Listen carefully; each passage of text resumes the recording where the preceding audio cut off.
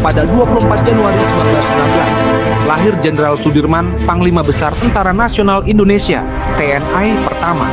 Beliau memainkan peran krusial dalam perjuangan kemerdekaan Indonesia dan menjadi simbol perlawanan terhadap penjajahan.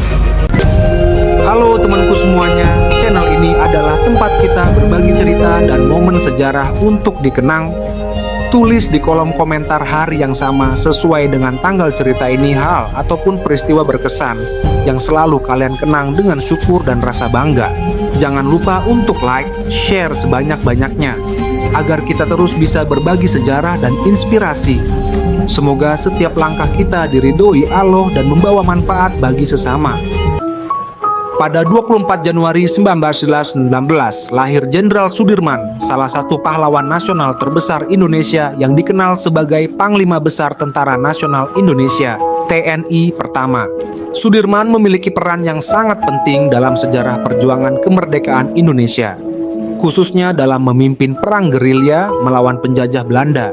Jenderal Sudirman lahir di Purbalingga, Jawa Tengah dalam keluarga yang sederhana. Ia menempuh pendidikan di sekolah rakyat dan kemudian melanjutkan pendidikan di sekolah guru.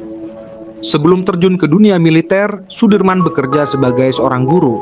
Namun, semangat juangnya untuk Indonesia yang merdeka membuatnya memilih jalur militer untuk berjuang demi kemerdekaan tanah air.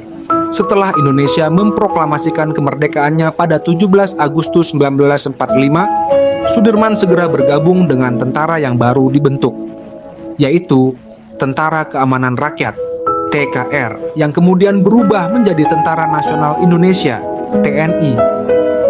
Pada usia yang masih muda, ia diangkat menjadi Panglima Besar TNI, menggantikan posisi yang sebelumnya dipegang oleh Mayor Jenderal Sudirman. Sebagai Panglima Besar, Sudirman menjadi tokoh yang sangat dihormati dan dikenal sebagai pemimpin yang tak kenal lelah dalam memimpin pasukannya. Meskipun ia menderita penyakit tuberkulosis (TBC). Karena kondisi kesehatannya yang memburuk, Sudirman seringkali memimpin pertempuran dalam keadaan terbaring di atas tandu. Sudirman dikenal dengan taktik gerilya yang sangat efektif.